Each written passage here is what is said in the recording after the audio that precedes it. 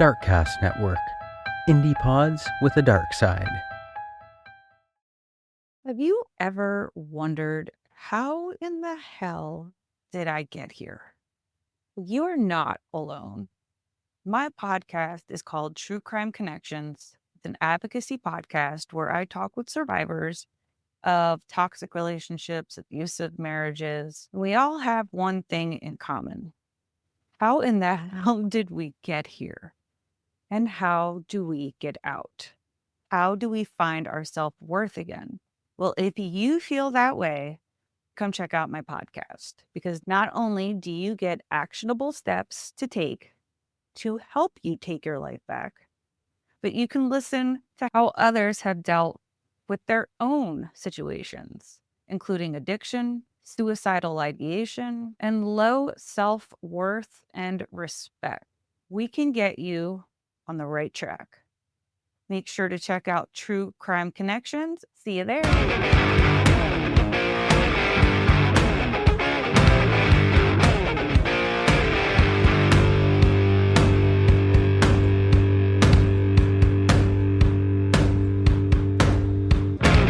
is on his way. Devil is on his way. Devil is on his way, motherfucker. The devil gonna make you pay. Fall to your knees. Devil is on his way. Fall to your knees. Devil gonna make you pay. Fall to your knees. Devil is on his way.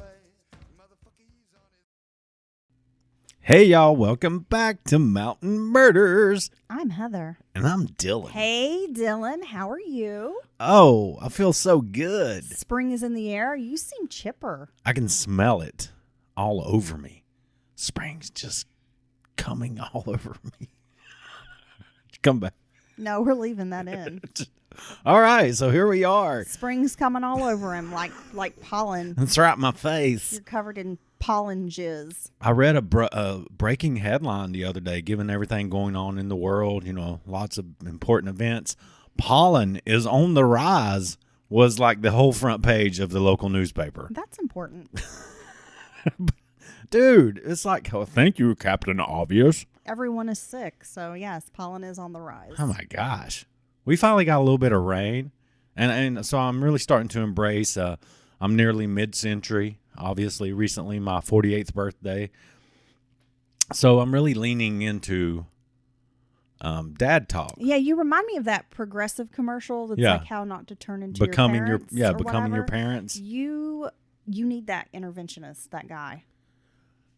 Because you were definitely becoming a parent.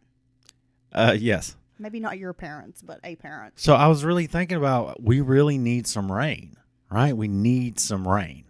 Right? I don't have a field. You even said that to me. I don't work. Saturday. I don't work in agriculture, but we needed some rain, and we finally got it. And I gotta say, it really helped. Right? Wash some of that pollen off, because apparently pollen is on the rise. Yes, Old Man River. Yes. All right, so here we are in the Mountain Murder Studio. Heather loves it when I say that. Oh, God. I just can't break you, can I? I'm unbreakable. I will never be able to break you. I'm like that movie. Of that phrase, will I? I'm like that movie, Unbreakable. I don't know what. I don't. Is that a movie? I don't get the reference. Okay, me neither. I don't know what you're talking about. All right. So how are you? Well, I'm great. And speaking of spring, I've done my planting. My garden looks great. My flower beds look great. I decided I needed an additional gnome for my flower beds. Yeah, she tries to get one every season, get a little spring gnome, I like to collect gnomes, right? Order this gnome from Amazon, and I'm like, this gnome kicks ass. It's a Grim Reaper gnome. I love him. Order the guy. He was like $20. Now I'm expecting a garden-size gnome. It's like a little figurine. It's like 8 inches tall. It's so little. Yeah, it's so tiny. I don't even know if it's 8 inches tall. Well, no, it's like 6 inches. It's very small. See, you're not a good judge of size like most men. No, but it's a very tiny gnome. It turns out size does matter. I had to put the Grim Reaper gnome into my little herb garden. So she sets this. It's literally a little figurine. Something looks like something you might sit on a desk or something. Yeah. And you're expecting a fat, big noticeable gnome, right? Like my other gnomes. Yeah. Like And the Travelocity gnome. Yes. and she gets it, and I'm just like, and it comes in this great big box, you It know? was a big box. It's a huge box. Lots of packaging. I have to say their packaging was superb. It was quality packaging. And she gets it out, and it's the tiniest It's thing. the most disappointing little gnome I've ever seen. So she had to downscale his residence from the main flower garden where he would be lost and no one would ever see him to a little tiny herb garden that's by the door, just in a little pot. But that is his domain now. No, he looks magical there. He does. Like now it's perfect. But I guess next time I have to check the sizes. Well, see, this is a difference. I think this is some of the subtle differences, maybe not so subtle, between men and women. Because Men are not good judges of size. no, but So men. you're going to check the size, right? Well, they would read that it's X amount of inches, and we'd instantly be like, "Hey, that's kind of small," you know, for this gnome, right? And you know, For the gnome. and maybe we would have noticed that. Maybe I shouldn't speak on the behalf of all men. Maybe you would have noticed that. I am a dimensions guy, right? I always worry about. Do you like geometry? Well, I mean, by like geometry, do I shoot pool a little bit drunk in a bar? Sure, a lot, you know, often as I can. But no, I mean, I'm just real big on height and width. Width is Okay. very important to me. Okay. All right. Well, now that we have bored our listeners enough, Dylan, it is time to get into a case. Are you ready? I am ready. Let's get Man, started. This is one of those cases that from Jump Street, like the minute I heard of this crime happening, it's just like haunted me. It's one that has like lived in my brain rent free all these years. Okay. I'm looking forward to discussing this with you, Dylan, because there are so many theories about this case. It's quite a mystery. So I'm really excited to hear your feedback and also, you know, what our listeners think about it. You can always shoot us an email at mountainmurderspodcast@gmail.com. Let us know what you think about today's case. Yeah, and let us know how you feel about length and width Dylan, or the size of stuff. cut it out. Did you ever get a tiny garden statue? No, I'm being serious. Shoot us your little tiny garden statue, or did it come and it wasn't what you expected it to be? You know what I mean? Okay. Yeah. Now you're cut off. We're going to start the case. Is that okay? I'll allow Can it. we do this? Russell and Shirley Dermond, a retired couple, were living their dreams in a beautiful $1 million gated community by Lake Oconee. The kitty is excited. She's like, yes, it's time to pod. Dylan, share your idea of a dream retirement. I mean, I believe it's something we all look forward to. No alarm clocks, no schedules, free to do whatever we want, whether that's gardening, fishing, baking, or, you know, maybe bungee jumping. Yeah, well, I just think having every day be an adventure. You know, you get to check out of the rat race, so no more adhering to some schedule that, you know, most people aren't in love with their job schedule. They just kind of do it because they have to, right? I'm sure some people do what they love, but, you know, many of us just kind of slog through the day, you know, weeks at a time disappearing. You kind of wonder where the time went. And I think in retirement, I'm not sure exactly what it would look like. It's probably going to be downsizing my home and living on my Social Security check. But I think the dream would be just the ability to do whatever you want, right? And not having any schedule, and kind of every day is like could be a new adventure, literally. And good health. And good health. Good health is important. And that is the thing for me. I think that's the real part of the dream that matters, is being able to enjoy yourself, right? Retire when you can still get around, maybe travel, have some fun. Do you want a Winnebago or like a big RV? When you say travel, are you going to be driving across America? No. Okay. That's a dream for a lot of folks. Yeah, it sounded like it would be fun. In a diesel? No, you're not going to do that? Sure. Okay. Those are the dark the darkness we don't speak of. Lake Oconee is one of Georgia's most popular lake destinations, known for its calm waters, upscale communities, and a relaxed yet scenic atmosphere. It's a man-made reservoir in central Georgia located halfway between Atlanta and Augusta. It was built between 1979 and 1980 when Georgia Power constructed the Wallace Dam on the Oconee River. It is the second largest lake in Georgia, covering 19,000 acres with over 370 miles of shoreline. Oh, wow. That's impressive.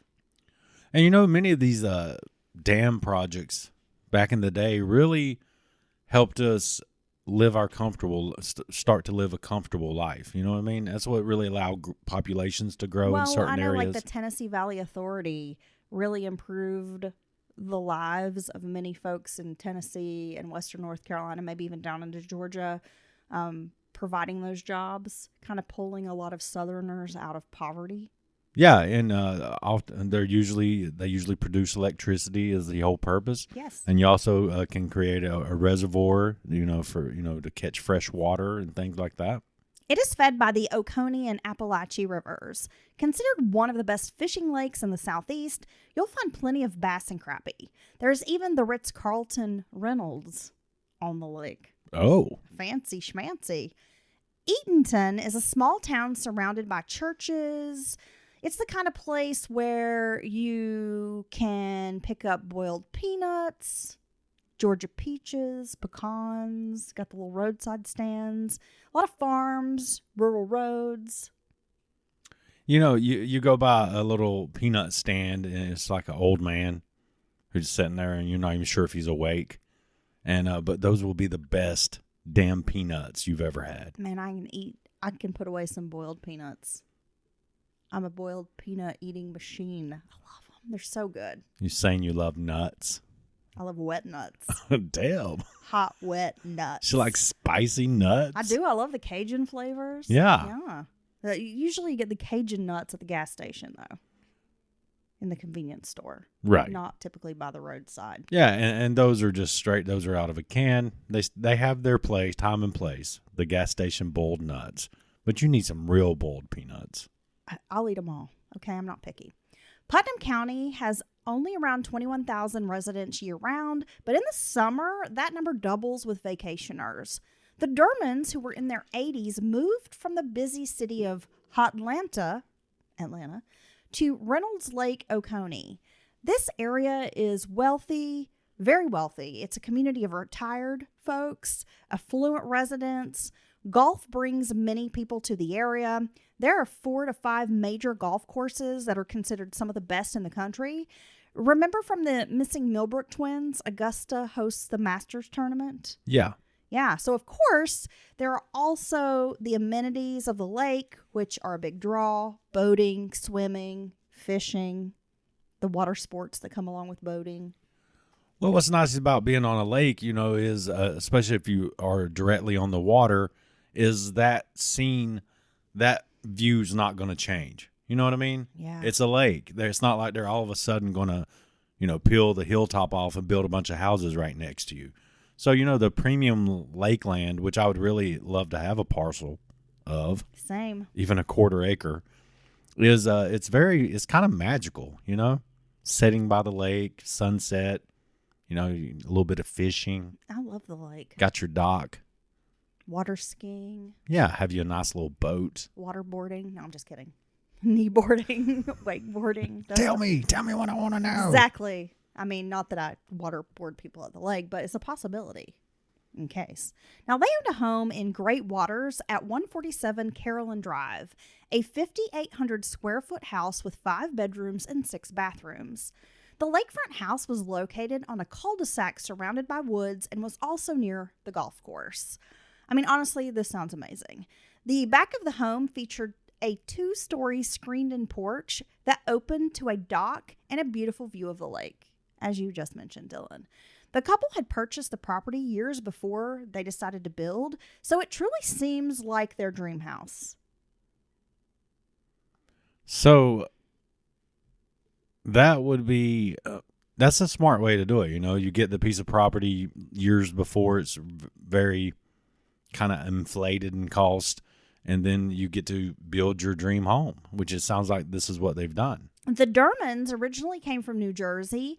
They got married in 1950 and were looking forward to celebrating their 64th wedding anniversary some months away from the time of our story. Can you imagine being married for 64 years? No. That is a lengthy investment, commitment. Wow, I don't know. I don't know if I could do it, Dylan.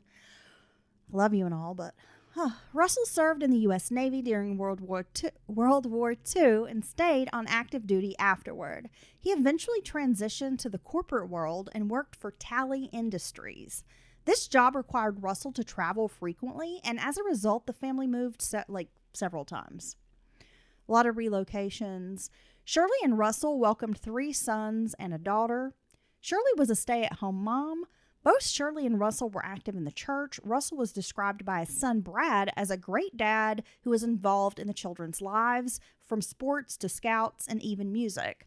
According to their son, the couple rarely disagreed or had major fights. Russell's goal was to please his wife, Shirley, and to provide her with a comfortable, enjoyable life. Well, and this sounds like the secret to being married for 64 years. Yeah, I mean, they described their dad as a man who really went out of his way to, make his family happy, and especially his wife. He believed in that philosophy, happy wife, happy life. Well, and it's pretty amazing. It sounds like he was successful, in his work and in his career. But it also sounds like he really made an effort and was a really good family man as well. Absolutely, Dylan. Which is really hard to juggle. You know what I mean? A lot of times, you got to find that balance. Yeah. That work-life balance for sure. In August of 2000, 47-year-old Mark Dermond died during a drug deal gone wrong in Atlanta. Now, this was devastating for his parents, Shirley and Russell. Mark had experimented with drugs and alcohol while in high school. So Mark was in downtown Atlanta in an area known as the Gulch. Oh, my God. Trying to buy drugs. That sounds like a place you can get in trouble. Well, I think the Gulch has that type of reputation, Dylan. Now, I don't know about today, but at some point, the Gulch was known as, maybe not the best, most safest area. I'm going to go get me some drugs at the Gulch. The guy who was selling dope decided to rob Mark and the other person that was with him. Thankfully, justice was served as the perpetrator, Troy Major, was caught quickly and brought to trial. Still, it was a sad and unfortunate situation for everyone. Major, who was 25 at the time, is spending the rest of his life in Hays State Prison in Northwest Georgia. So Shirley and Russell, they have these 4 children. They lose a son in such a tragic way. And that's got to be hard. No parent wants to bury a child. Well, and that is a tragic way. And then also you add the drug element. Well, the violence associated with his death. Well, it's also going to be a bit of a lot of people are going to judge him for having, been trying to buy drugs and things like that. So I'm sure it was really hard for them to deal with. The Dermonds were a devout couple. They had worked tirelessly to raise their 4 children. And like you said, Dylan, it was devastating to see their son struggle with addiction, only to have his life taken away in such a brutal fashion. No parent wants that for their children.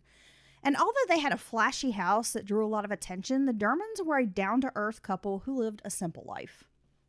During the summer of 2014, sons Brad and Keith lived in Florida, while their daughter Leslie resided in North Carolina. The Dermond grandchildren visited during the summer months, and they always looked forward to this visit.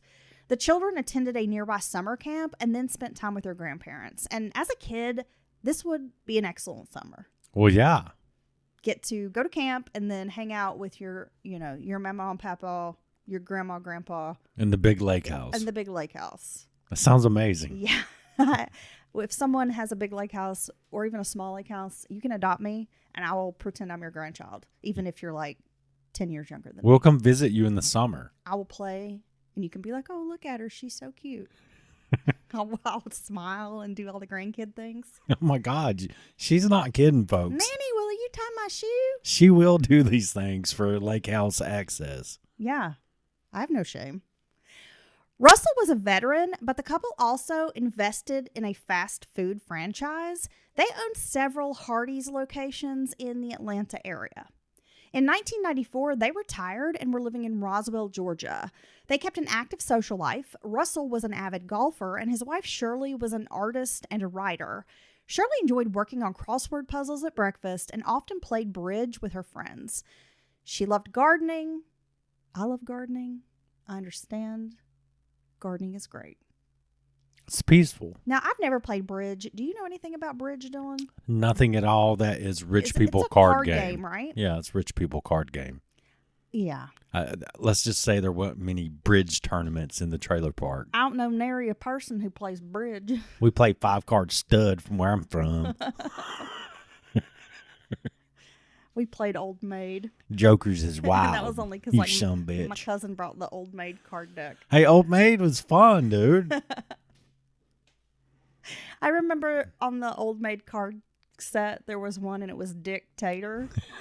And There really was a dictator. yeah. And I remember my great aunt Shirley like seeing the Dictator card and just dying laughing. Yeah. And of course I'm a kid, so I don't understand, but it always sticks out in my brain because she's like, Dictator. And just laughing. And he was like a little potato Oh, okay. card. But he was dressed like Fidel Castro. No, he wasn't. I'm just kidding. Oh, see, that would have been even better. That would be a great tattoo. You get a little potato Yeah, he's a who dictator. looks like Fidel. Little facial hair and all. They spent a lot of time with their families and loved doting on the grandchildren. The lake house on Carolyn Drive was a wonderful secluded location with lots of privacy, and they're surrounded by trees and nature. You got these stunning views of the lake. The couple really had it made. I mean, they've got this serene, pristine beauty. The gated community also provided a sense of security for the couple since it was regarded as a crime-free area. Having lived in Atlanta for many years, I'm sure they highly valued safety. Well, yeah. So you're outside the city. It's peaceful. It's quiet. You feel secure, which I think is very important. But sometimes I think once you get behind the gates and you're in your home, it can maybe give you a false sense of security. You get a little lax, you're saying? Yeah, because I mean, of course you don't want to be hyper vigilant your entire life, but I think you also have to be aware of what I think of if something happens, how bad would it be? You know what I mean? How exposed am I? In 1994, at the time of their retirement, Atlanta was ranked the most dangerous city in the country. Damn. In the early 1990s, there were high homicide rates along with robberies, burglaries, and larcenies. I imagine owning a fast food restaurant can be risky because they are often targeted in armed robberies. Even if the Dermonds never experienced crime during their ownership of the Hardee's restaurants, it might have always been in the back of their minds. Right. Because you do hear about it so much, especially considering cases like the Taco Bell strangler, you have the yogurt shop murders, and the fast food killer. Yeah. I mean, some of these crimes were happening in and around this time. Yeah, the Taco Bell strangler was in Charlotte, so it's not even that far away from Atlanta. On Thursday, May 1st of 2014, Russell left the house to run some errands. Now, this wasn't unusual, as Russell often took care of business. He visited the People's Bank to make a money transfer for an upcoming insurance payment. From there, Russell went to Publix to grocery shop and pick up a prescription for Shirley. Shirley was scheduled to have a surgery for cataracts and needed this medication for that upcoming surgery. He was at Publix around 2:30 p.m., according to their surveillance cameras. Once Russell arrived back at the house, he had a phone conversation with his son, Brad. Brad spoke to his parents daily for the most part. I mean, they're in their 80s, so it makes sense, like he checks on them every day. 2 days passed, and the Dermonds had planned to attend a Kentucky Derby theme party on Saturday, May 3rd.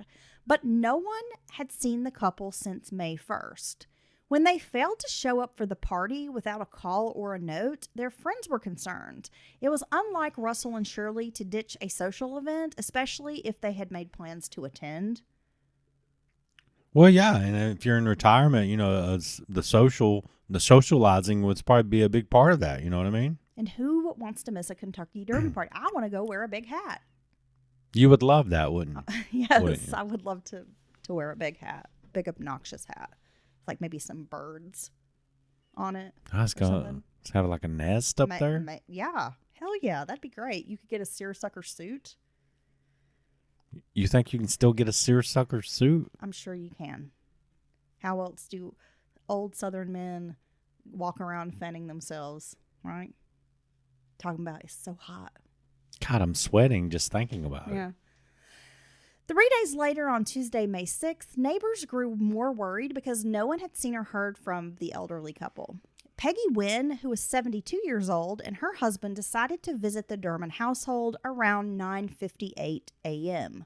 The Dermond residence had a screened porch, and the couple immediately noticed that there was a newspaper lying in the driveway. And this was unusual. Shirley always picked up the paper first thing in the morning because she liked to fill out the crossword puzzle. That was like her morning routine. Right. Is filling this puzzle out over breakfast. Peggy tried the door, but no one answered. She kind of fiddled with the door handle, realizing it was unlocked. So the Wynns entered the home. They noticed how eerily quiet it was.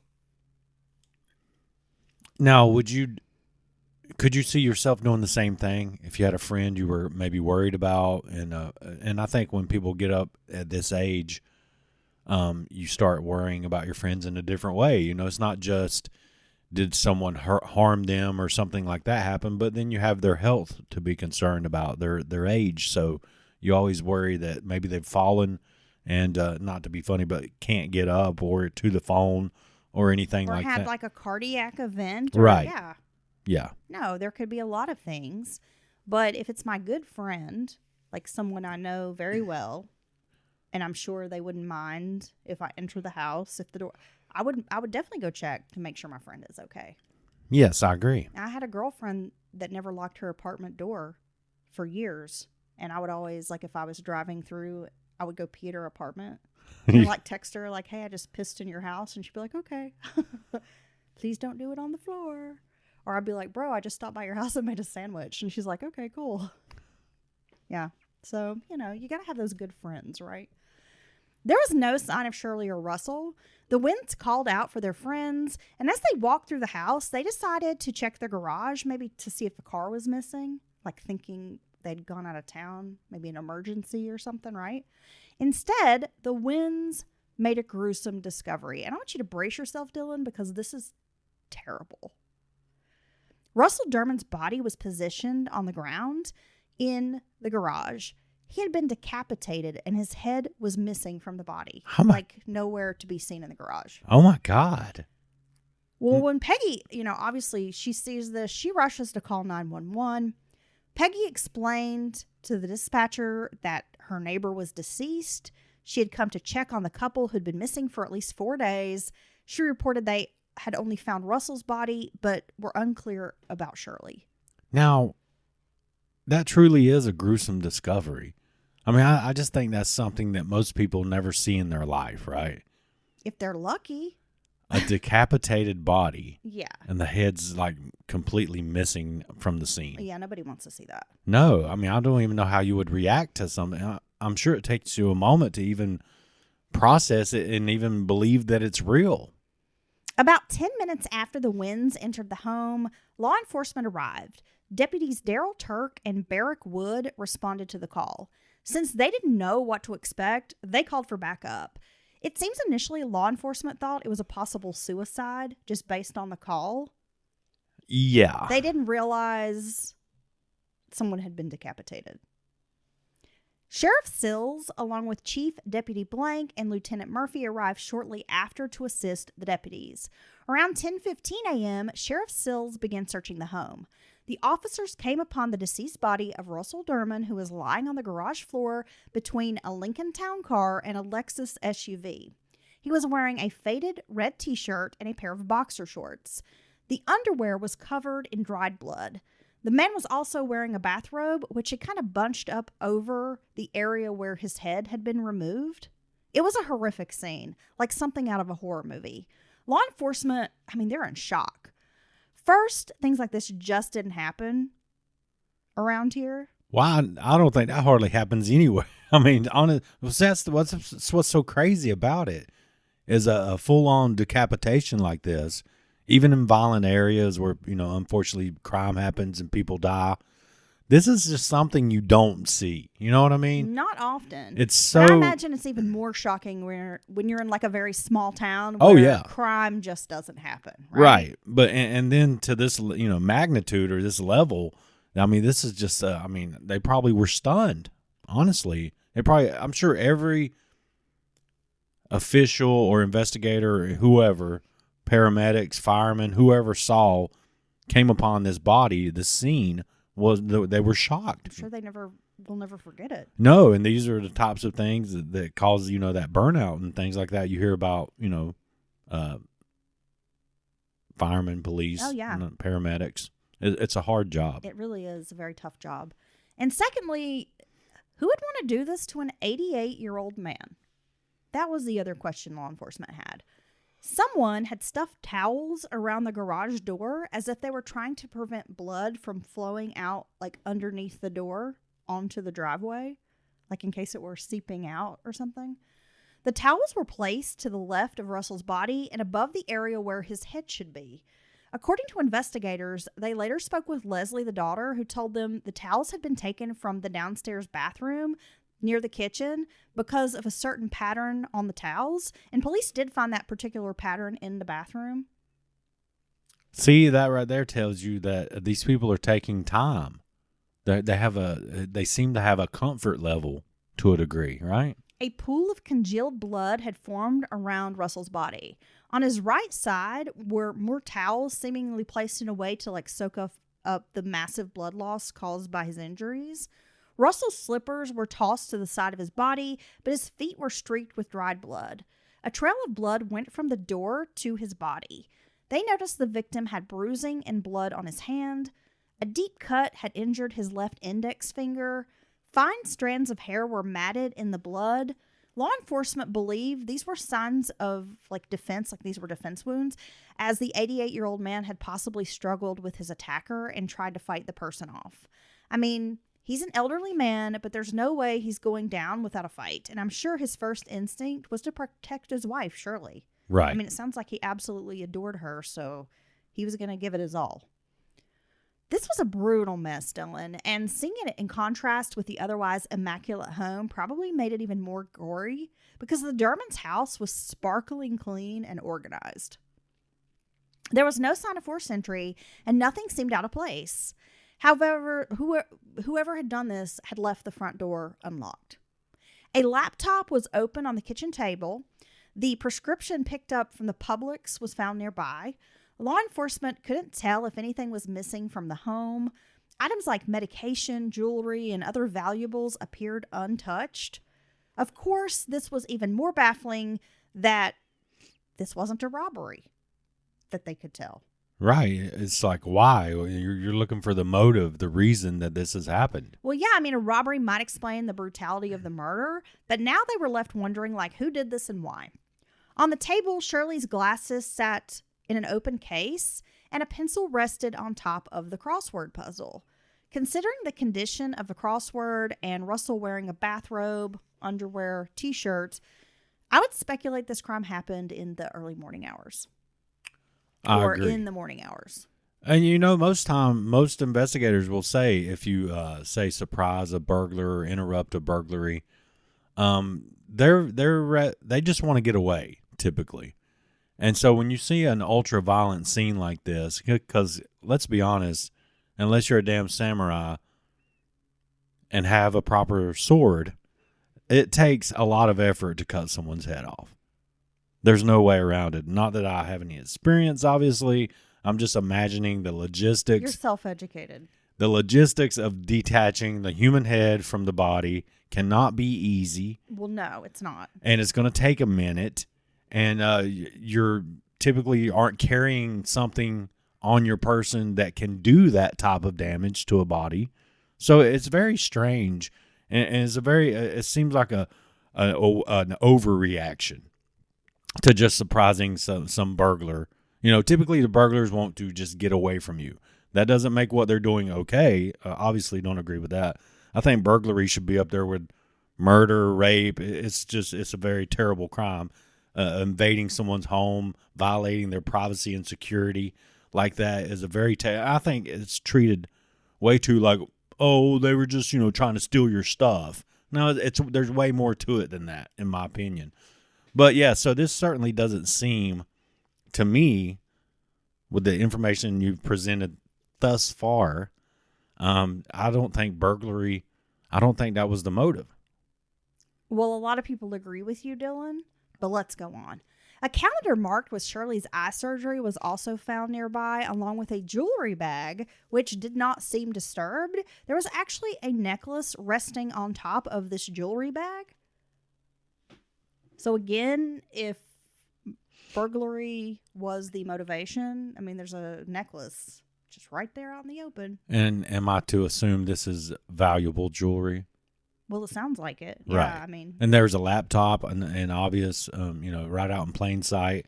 And I'm sure a home like this, there's probably tons of valuables you could just grab. Yeah, I mean, there's like Rolex and, a lot of other stuff in the house. There was also a Netflix movie rental in a return envelope, like on the kitchen counter. Oh, so old school. So just kind of a normal scene that you might find in someone's house early in the morning, right? Or in the morning, maybe checking the news on the laptop, maybe paying a bill, checking the weather, wife's doing a crossword puzzle, got the Netflix, getting ready to drop that in the mail. Did you do Netflix through the mail? Absolutely. God, man, it was the best. Well, I don't know about that. But Well, no, I mean, I really... I mean, at the time, it seemed like it was. Well, it seemed, you come home and like, bam, there's my movie, because they came quick. You know what I mean? And when you would put it in your queue and then you send it back and then another one just comes. Well, the worst would be like if you were watching a series. Yeah. And they would only send one disc at a time. Yeah. So you have to do multiple returns to get through the season. But then you get take you like, several months to watch a season of a show. And you get to keep it as long as you want, basically, which felt forward thinking at the time, because you'd rent a movie and, you had to get it back you had to watch it like that night or whatever the next day and get it back to Blockbuster or wherever.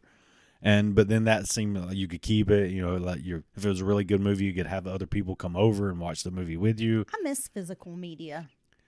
Well, yeah, I think there's just there's an ownership feeling to, and everything's going digital. And, if that business goes down or whatever, and you have all this stuff on their app or on their server, I mean, who's to say that? How do you know that you're guaranteed to be able to access to your stuff? It's very strange. Well, I mean, I read the news mostly online, but there's nothing like having a physical newspaper in your hand. It's an experience. Like sitting down, cup of coffee, whatever, combing through the paper. Well, it's the flipping the paper, the looking through it. Well, yeah, I mean, it's like a total tactile. Yeah, the seeing, the smelling it. The smelling of the ink, the print. Yeah, you get a little ink on your fingers, you know? Or just looking and finding these little gems of stories throughout the paper and having your favorite section that you maybe save till the end. Go to the horoscopes. Yeah. Yeah. The couple's bed was unmade, as if they had just gotten up. The comforter was pulled down at the foot of the bed onto a bench, and throw pillows were scattered around. Now, I don't know if this was normal or if they made their bed every morning. Considering the condition of the home, just remarkably neat, I imagine they made the bed at some point during the morning or day. I mean, I'm kind of 50-50 on making the bed. Some mornings I do, others I don't, simply because, you'll be home soon and going to sleep with your schedule. No, I often fix the bed when I lay down. So sometimes I make the bed so it's nice for you. And then other times I just leave you like a big wad. Yeah. Where I've been in a burrito. Yeah, if that's like my sign, that's the sign that I'm having like a big cleaning day, or I'm trying to get all my things done. If I make the bed like the first thing, that's when I feel really accomplished that day. Yeah. Well, there's something nice about coming in, your bed's made. Oh, there's something to be said for making your bed and then coming to it later, and it feels fresh. Well, it makes the room feel like it's put together. There's so many things about it. I always wanted a Murphy bed. Oh yeah. Yeah, and then you never have to make it. You just flip the bed up into the wall. Okay. Now in the bedroom, they also find a chair with shoes underneath. A polo shirt and a pair of shorts are found, as if Russell had laid his clothes out, maybe the night before or when he'd gotten up. A cell phone is on top of the dresser, which looked recently polished. A wedding photo is on the dresser. There's a pink ottoman in the master bath with Shirley's slippers placed underneath. On her vanity, they found 2 black purses with cash, perfumes, makeup, brushes, expensive perfumes. Search teams were sent out to locate Shirley. So a boat was sent out with hooks to aid in recovery, as well as searchers that went into the wooded area around the property. They brought in dogs. Disturbingly, Russell's head was never found. That's so strange. Sheriff Sills believes it was discarded in the lake, which that's freaky thought. That is a freaky thought. Shirley was reported missing, and a $20,000 reward was offered. Authorities are worried that she's being held for ransom or has been abducted and could still be alive out there somewhere. I just had a strange thought. Do you think the human head has any buoyancy? If you were to throw it, chuck it in the water, you think it would just sink? No, I know mine would sink. Right? Mine would go straight to the bottom. I don't know enough about the human head, Dylan. But yeah, I wonder if it would float. Ew. I don't want a head bobbling around while I'm lounging on a float. Oh my God, that'd be so crazy, right? Yeah. Of course, investigators wanted to speak with the couple's adult children and needed to find a way to contact them. Brad Dermond was reached while he was on his way to a Little League game with his wife and son. His nephew blurted out the tragic news, and Brad was shocked. He couldn't even understand what his nephew was saying. As they pulled into the parking lot at the ball field, Brad received a call from a deputy informing him that Russell had been the victim of a homicide and that Shirley was missing. I mean, this poor family. I don't know how you convey this type of news to a loved one, much less receive this type of news. No, and so it's just kind of a strange dynamic because you have your father who's been horribly attacked and is deceased and under very brutal circumstances. But then you also have your mother just missing at the moment. She's missing, and you have no idea where she's at or what she's going through. The Georgia Department of Natural Resources continued searching the lake with a specialty pontoon equipped with search tools. Law enforcement appears to be doing their best to find a suspect and untangle this mysterious murder. By the time Brad arrived in Georgia, his sister Leslie was already there. Law enforcement wanted to question the children, get a sense of their schedules over the past few days, and also go over the house. Now, at this point, an FBI agent was in the room with the sheriff as the children were individually questioned. And we're talking about adult children here. An autopsy was performed on Russell Dermond on Thursday, May 8th by Dr. Thomas at the GBI Crime Lab. That's the Georgia Bureau of Investigation. She concluded that the decapitation was the cause of death. There was a clean cut through C5 of the vertebral body at the base of the neck and the spinal cord. So it was a clean cut. A positive ID was made using fingerprints. The sheriff theorized that Russell had actually died from a single gunshot wound to the head. Gunshot residue was found on the collar of Russell's t-shirt, but without a head, they couldn't be 100% certain. Well, I think they have enough evidence to kind of suggest that. And it's so strange that why was his head removed? Because it sounds like someone had something capable of doing that and wasn't kind of chopped or hacked. Well, no, it would appear that someone brought along a specific tool for this purpose. That's very weird. It is very strange. I told you there are a lot of strange elements to this case, a lot of theories, and I can't wait to hear what you think at the end. Search efforts continued in hopes of finding Shirley. Literal arm-to-arm searches were conducted with hundreds of officers from other counties. Shirley's picture was shown on electronic billboards across the state. Law enforcement is very concentrated on finding this missing woman. 10 days after Russell's body was discovered inside the house, 2 fishermen were out on the lake, just enjoying the day, Dylan. They were about 5 miles away from the Dermond house near the Greene County shore by Long Shoal boat ramp. As I mentioned, the lake covers 19,000 acres across Greene, Morgan, and Putnam counties. The men are on the water near Rock Island fishing when around 2:24 p.m. they notice something floating. Now, at first, the men think it's a buoy. As they get closer, the fishermen realize it's a body. Dennis Higgs dialed 911 to report what they'd found. He told the dispatcher that they didn't want to get any closer to the object and wanted law enforcement to come out. I don't blame him. Right. And I'm sure you don't want to disturb the body because, that could be evidence you could tamper with or whatever. An officer in a patrol boat arrived around 3 p.m. The object was a severely decomposed and bloated body of a female. A rescue team retrieved the body from the water. 2 30-pound cinder blocks were attached to the victim's body. She wore white socks. The blocks were placed inside a mesh bag tied with parachute cord, clearly to weigh the body down.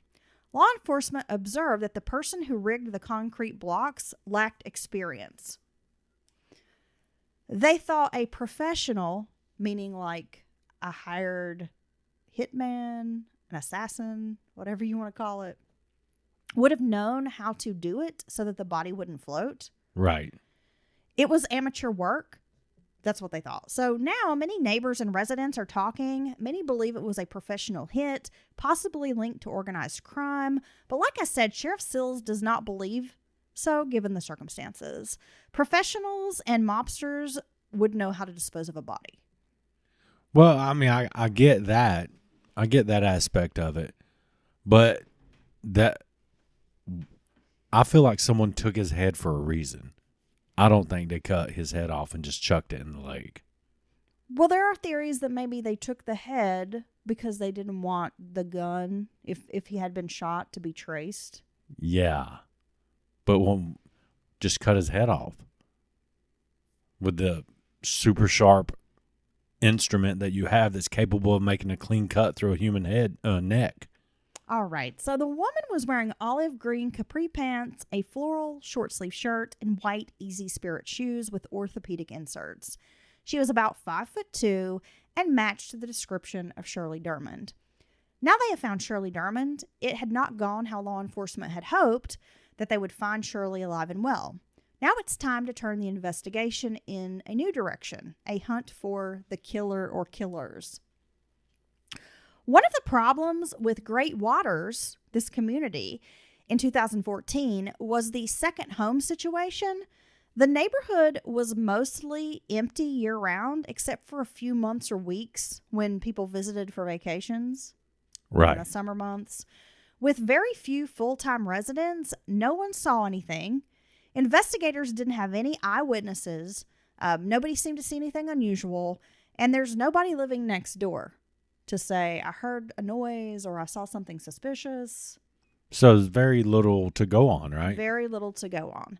The location of Shirley's body, which was kind of hung up on an underwater tree that was maybe 4 inches below the surface, was this area was about a 10 to 15 minute boat ride from the dock at the Dermond home.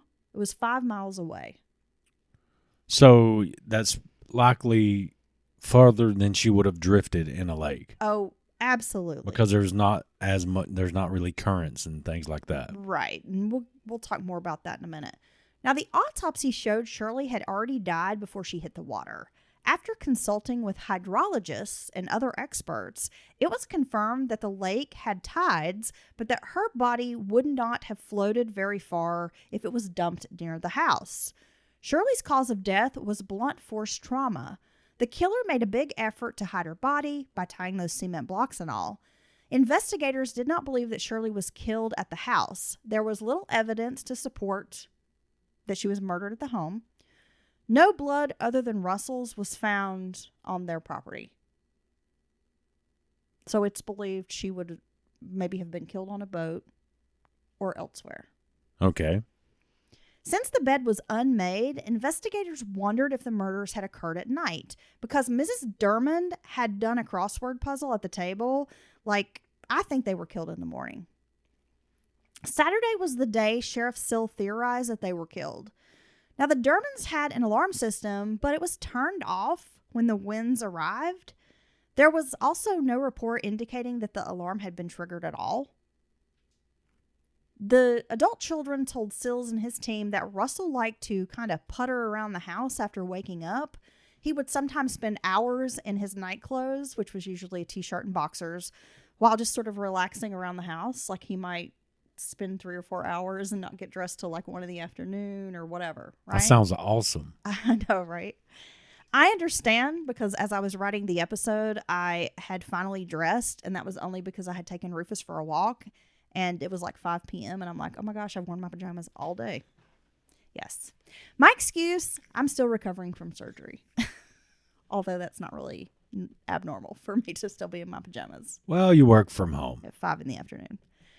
Shirley, however, dressed before she left her room in the mornings. I mean, her kids said like she never left the bedroom without being fully dressed, while Russell walks around in his underwear and a t-shirt. Shirley, from the time they were little kids, never left the bedroom without her like official outfit of the day. Right. The house was worked as a crime scene for over a month. Now, as I mentioned, a lot of rumors and conjecture swirled around the community. That happens a lot, but especially in such an insular area as this. People suggested it was terrorists, like jihadists attacking Christians on American soil. Of course, the professional hit also played a part in the narrative that was being spread. The idea was that perhaps the Dermonds had been involved in something years earlier that had finally caught up with them. So the terrorists now attack individuals in their home to let you know that there's nowhere that you can be safe.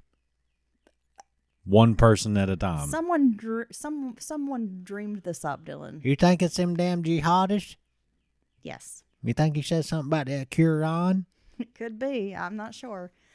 Now, it's more logical that the killer was a local familiar with Lake Oconee, because this is a large area and not well navigated, especially at night. If you don't know the area, you're probably going to have a hard time getting from Point A to point B. Well, from 5 miles away to exactly to the Dermond home. Right, and I think this is true for many lakes, right? I mean, if you've never been out on it, you have no idea what direction to go, or Right, so no one outside of a resident would know the area. I mean, it's quite rural, and especially at night. Like a hired mafia hitman. I mean, I'm sure they don't spend a lot of time researching and studying this look, area. I mean, the hitman would have a local contact, right? Someone who's going to help him get the job done. No. A guide, if you will. Oh my gosh. Yeah. I've seen too many movies. No, what I'm saying, but the movies is based on what really happens. It's not. So if you got the hitman, he gets the assignment. He gets a packet, all the information. He's going to do his research. He's going to lay out his plan. He's going to have a contact on site who's going to pick him up. So you're telling me the hitman is like John Cusack in Grosse Point Blank, like he's fully prepared? Well, no, he's a real hitman. I mean, come on. Cusack was a hitman in that movie. Yeah, he didn't seem very tough to me. But no, this guy's he's gonna figure or girl. Women can be assassins as well. I'd be such a good assassin. And they're going to lay out their plan. They're going to use their contacts. They're going to get the job done. And they're going to know that if I am going to approach the house from the lake, I need to have someone who knows their way around, someone who can get this, help me accomplish this goal. Okay, moving along, because I don't believe you. There were even theories tying the murder of their son 14 years earlier to the Dermonds' murder. Yet the Dermonds had not even attended the trial of Majors at the time, when their son was killed. So that revenge scenario didn't even make a lot of sense. And why are you taking revenge out on the parents of the guy you killed? Look, people just want to come up with something crazy to say. Well, I know how it goes. The neighborhood had no crime. There wasn't a history of breaking and entering, according to police. The community was gated, and a guard was always stationed at a guard shack that allowed people to enter if they had proper clearances. Russell rarely carried cash. He always paid with credit cards because he liked earning points. The last time he was seen, he used a credit card to buy 2 cucumbers and a loaf of bread. Damn. So if theft had been the goal, there wouldn't have been cash available. But like I said, there were valuable items in the home, like Rolex watches, but no signs pointed to somebody looking for money or valuables. Unfortunately, the security camera that usually recorded the comings and goings from Great Waters was knocked out by a severe storm about 18 days before the murders. However, it's possible the killer didn't use the gate entrance. If the person had access to a boat, which it seems they did, they could have easily used the water for entry and exit. The only way to get to the area where Shirley was found was by boat. There are boat ramps all over the lake. Many are free to use, and some are on private property. The lake is accessible to a large number of people, like not just residents. Right, so the public can come. Yeah, anybody can come use this lake. All 19,000 acres of it. Backtracking to Mr. Dermond's errands on the day he disappeared, he transferred $5,000 from a money market account to a nursing home insurance for he and Shirley. There were also some items on his desk about retirement facilities, like these different assisted living facilities. I mean, they are in their 80s. The Dermonds seem like people who plan meticulously, so it makes sense that they might map out the next step of their lives. They had sold their boat recently, downsized things like floats and water toys. The couple did have some life insurance, but it wasn't like they were super wealthy. They had just worked hard, saved, and invested wisely with their money. Yeah, he set his businesses up to where they could continue to run when but even though he's in retirement. The case goes cold. Sheriff Sills says he doesn't believe the people responsible for the Dermonds' murder are still in the area. It's such a small town, and he thinks if the killer was nearby, someone would have spoken by now. If someone involved in the local criminal world had known, it would have already been used as some kind of bargaining chip. Right, because someone else gets in trouble for some other bullshit. I know something else that I could tell you. Yeah, exactly. The case fizzled because there's such a lack of evidence. There's no DNA found inside the home besides Shirley and Russell. There were no fingerprints, hairs, or fibers. Professional. So the killer was either very lucky or a super criminal. Or a professional killer. Well, that would be a super criminal, right?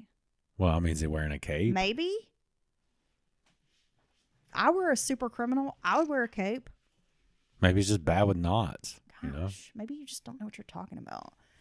Fast forward to 2022, and Sheriff Sills discovers a forensic lab in Texas that has helped solve 13 cold cases in Georgia. This lab did find DNA that didn't belong to the victims, but they don't know whose DNA it is, and that's frustrating. Law enforcement has spent years working on this case. In Georgia, DNA collection from felons only began 20 years ago. Oh, like compulsory? Yeah. Like you commit certain kinds of crimes, you have to give your sample. Yeah, like a lot of states, It's at the felony level typically. Make you surrender DNA, yes, at the felony level. But they've only been doing that for about 20 years. So, like, if somebody had been arrested, in the 80s, right, early 90s, whatever, their DNA wouldn't be in the system. What are your thoughts on the DNA collection like that? Do you agree, disagree as a citizen? I agree. I agree with it. Well, here's the thing. I think when you are committing crimes, and especially like violent crimes, right, sexual assaults, homicides, whatever, you kind of give up your right to privacy. Well, that's what you're putting on the line. That's the chance you're taking. Like, people will say, oh, people with felony, they can't vote. Like, well, the whole time I was growing up, I was told, hey, you can lose your gun rights. You can lose your right to vote. You can, you lose. That was a deterrent. That's because you were taught there are consequences to your actions. Well, that was told to me like, are not. Yeah. That was told to me like, don't do these things or you give all this stuff up and it will change your life. Yeah, that felony will follow you around. It will be on your background and it will come up when you try to get jobs or housing. And it's one of the reasons you don't commit a felony. It was a deterrent. Right. You can't get student loans. Right. You're not supposed to be able to access like government housing or, certain benefits like food stamps, that kind of thing. Right. I mean, it really can screw you later in life. And I think a lot of people won't realize that. And I know I did dumb things. I mean, I could have ended up with a felony on nothing violent, but just dumb shit. drugs mostly. That's dumb shit. Yeah. Well, yeah. But I'm saying, so I do feel for people, but like I said, it's also, and there is a path. You can get expungements. You can go through, I've known people that have gone through processes, charged with serious federal crimes, and to get their gun rights back, their voting rights. And it meant a lot to them to have those rights back. Right. And if you go through all those proper procedures, good for you. You deserve them back. You do your time and all that. But to act like you should never suffer any consequences when you do bad things. Well, yeah. I mean, yeah. Well, you just hear so much nowadays. This mentality that like, oh, how dare you punish this person when they commit a horrific crime is like, who are you? What are you talking about? Well, me and you were talking about like the recidivism rate and the fact that some people don't seem to mind, especially people who's been in and out of the system their whole life since they were young, juvenile halls, things like that. They know how to get through being in jail. It's not the end of the world for them. And so it's not as scary for them to be threatened with being locked up. It's not as big a deal to most normal citizens. But me and you were discussing, if they brought back things like the chain gang or these true labor camps where these, people go out or if it were like the prisons in other countries like El Salvador. Right. But they've made it really cushy for prisoners. There's not, I mean, you can have a TV. Well, you can get all these things. The treats you want. Well, they've turned it into a business, and that's where all that stuff comes in, the commissary and all these overpriced things. You can email people. You can talk to people. You can get a college degree. You can do all these things as long as you pay, because there's private, businesses that make tons of money off of this, but that shouldn't be the point of prison, right? It should be a punishment. It should be, and it should also rehabilitate you in the form of, I don't ever want to go back there again. So once I do my time, I'm going to be a good boy or I'm going to be a good girl. I don't know, but if you brought back things like labor camps or chain gangs and had these people go out, and even especially the low level people who aren't violent, we talked about how many you were telling me how many things that people from the jail used to do around your community. Yeah, when I was growing up, we had a prison, and it was like a state prison in our community, very small, and it housed very minor criminal. You were late on your child support, right? So a minimum security prison, had like a DUI or something like that. And this was back in the 80s and early 90s. Those convicts would be out working. You would see them picking up trash. They worked. There was like a dump site nearby. They would be over there working. My papa was really good friends with a guy who worked at the county garage. Some of those inmates would come over there and help, like if they had a mechanic background or help clean, things like that. Because I remember those convicts would like unload your trash. Right. Because I was very young, and my mom was a very attractive young woman. And I just remember that I'll be like, hey, let me help you, I'm going to get your trash. And my mom would be like, ooh, this is kind of creepy. Let's go. But, they were out and about, and they would let them leave and go to jobs, and they would come back at night, Right. So they're being used as manpower to help the community. Yeah. And people were like, oh, that's slavery. No, I don't view it like that. Like cutting grass for the county and stuff. Yeah. I mean, I remember they'd be in their little orange inmate vests, but be like at the ball field cutting the grass. That's how you offset the cost of me having to remove you from society in the first place. And I don't have a problem with it. Talking about that makes me feel so old. Oh, gosh. I'm like, God, that was so long ago. Remember when yeah. the guys would creep on your mom at the dump? Maybe she shouldn't have been wearing them little shorts. And get her trash. All right. Little tiny, 80s terry cloth shorts. So they've identified some DNA that does not belong to the couple. Right. I guess in 2014 they weren't really able to identify it, but then this lab in Texas right. is really good at solving these cold cases. They send the DNA there and they identify a third party's DNA. But we don't know who that third party is. Right. Now, according to Sheriff Sills, who is still actively working this cold case, he hears the same response from nearly everybody when he tells them the story of Russell and Shirley, and that is, quote, that doesn't make sense. And I Right. think a lot of people have that feeling of like this. There's nothing about this story, this case, that makes any sense. No, there's so many elements that are abnormal, just that don't add up. They don't fit into your typical, even if it is, a quiet area with no crime. Because we've heard these stories many a times. Crime can happen anywhere at any time. Nothing about it adds up, really, truly. So it's like you do that, you attack him. There's a crime happening in my mind right now. You literally remove his head and take it with you for whatever reason. I suspect it was taken as proof or a trophy. I was going to say, who takes a head? Proof that you murdered a person. What better proof is there than their head? Right? I mean, if someone needs the proof. The only time I want to have a head is if I live in a castle and there's a moat and I can display the heads on spikes like around my moat. Right. But I don't live, in like a medieval castle, so that's not going to work. But then they go through the trouble of taking her with them, removing her from the home. I know. Like, so and is attempted. it because she's a witness? But why not? I mean, just kill her and leave her there. Because see, you're adding a lot of variables and problems. Let's get into some of these like oddities, Dylan. Well, and they take her body, and try to hide it. Like, were you trying to make someone think that she left? Yes, you're jumping ahead a little bit. Oh gosh, let's discuss some of the details that are very odd. Right, the location of the crime, it isn't easily accessible, so a person needs to know the area and they need a boat. The person would know they might be seen at any time. It's a gated community. There's a guard shack. There are cameras. And this person would most likely not know that the camera was damaged in the storm. Right. So if they're coming through the gate or whatever, they're probably thinking, I'm being recorded right now. Right. And you got a live security. That's a lot of issues to deal with.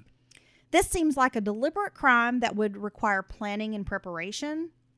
Decapitation is very uncommon in homicide cases. That's not something investigators encounter every day. It also seems like a detail that would take planning. I mean, decapitation, that doesn't feel spontaneous to me. It feels like a killer would plan to bring a sharp instrument to purposefully commit this act. Right. In situations with two victims, it's usually one who's like the primary target. So it makes sense that maybe Russell was the target and Shirley just happened to kind of get in the way. And that's why she was disposed of in a different manner. Like she was kind of collateral damage, for lack of a better word. So almost like they weren't prepared to deal with her, but now they have to, and they have to kind of figure it out. Right. I mean, there's control at the crime scene. It's clean and there's little evidence. Nothing is knocked over or damaged. Nothing of value is taken. Once again, it appears to be planned and organized, like not just a random double homicide. With two victims, it also suggests multiple assailants, right? Perhaps two or three. A person would need to be able to control Russell and Shirley in the boat, or control Russell and then control Shirley in the boat, right? So you'd have to have at least two people for that. Right. It was determined that the blunt force trauma was inflicted with an object that made a round, kind of like a round shape. So they think it was a hammer. Two weapons make me think there are two killers. Was Shirley being used as leverage? Like if they were trying to get some kind of information, extract something from Russell, they take his wife and are trying to maybe use her as leverage. Like, if you don't tell us, we're going to kill your wife. Right. I mean, that's a possibility. And you got to think about the motive, Dylan. So, like, why did the killers engage in this kind of effort? The planning, the organization. Why did they take Russell's head? And then why did they dump Shirley 5 miles away? Well, maybe, I mean, it seems that there's very little to go on, but it seems like the objective was his death, right? I mean, I could be wrong. Or we don't know what was taken. Nothing obvious was taken, but something could have been recovered or taken that no one else knows about. Well, there's that possibility. Something of great importance. I don't know if it be documents. I don't know. bearer bonds. I mean, I'm being silly a little bit, but it's just something we don't know about that someone went through extreme measures to get from him or threaten him.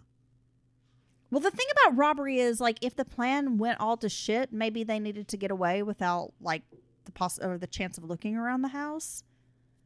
But then that doesn't really explain the meticulous planning, the bringing, you know, if you're just going to rob a house, are you going to bring some sharp blade, some instrument to decapitate the homeowner? Well, and don't forget the towels and things like that used to obscure Seepage? The seepage of the blood and stuff recovered from a downstairs bathroom brought back to the garage. That shows comfort in my book that someone's not worried.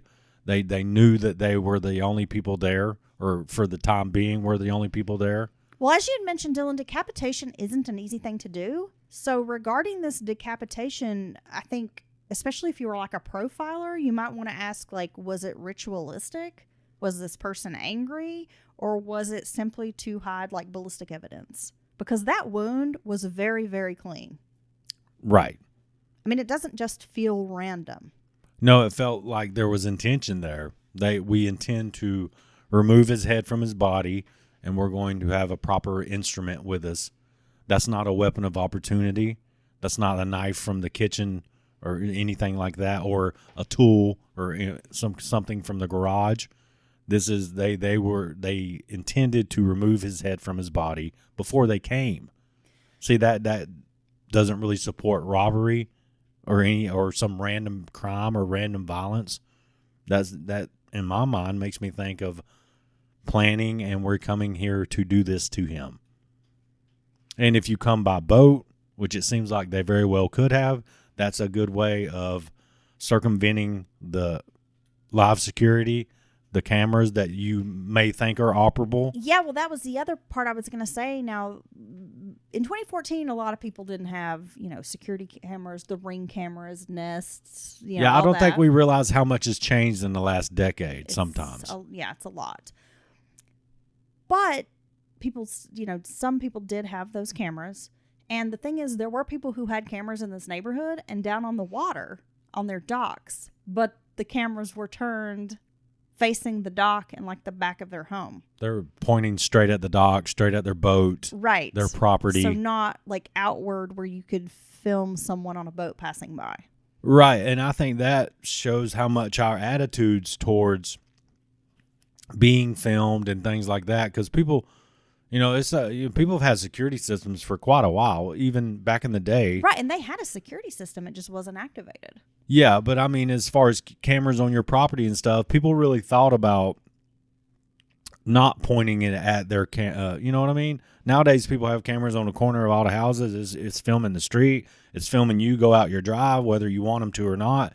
And I think people regarded people's their neighbors and everyone else's privacy. They thought about it a little more back in the day, right? Yeah, well, I'm sorry I prioritize my safety over your privacy. Well, nowadays there's just so many. Like, it's not going to matter if I have my cameras, recording the street, because the next 10 houses, probably over half of them have something recording the street as well. Yeah, they do, because I walk through the neighborhood. Yeah. I walk Rufus everywhere, and most of the houses do have like Ring cameras and Nest cameras. Yeah, There's but very few that don't have some kind of security option. But that makes sense to me that even a decade ago, people's thoughts and ideas. Well, yeah, because I think about 2014.